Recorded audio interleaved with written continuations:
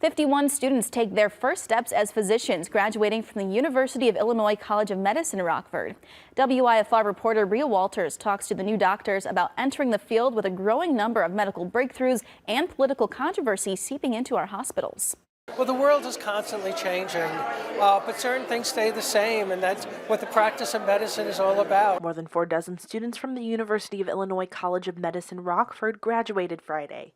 Keynote speeches acknowledged the milestone and addressed the difficulties ahead for the medical field. But no matter what's going on in the world, the practice of medicine stays the same, and what our goals are and mission don't change. Graduate Nabil Khan will begin his residency in psychiatry in Springfield. While he's excited about moving on, he admits politics threw uncertainty into the medical field. There's very legitimate fears that people have because everything's kind of chaotic, and we don't need that as a country or as communities. Like that's not good for our health.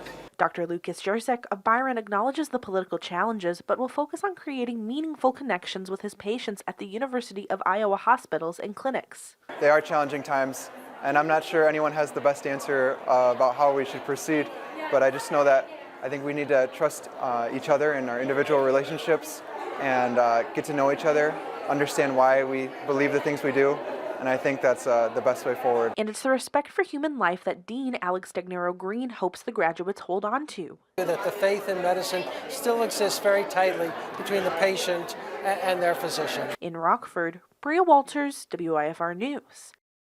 Jurasek was chosen by his peers to give the graduating class's remarks, and Khan won the school's Distinguished Service Award.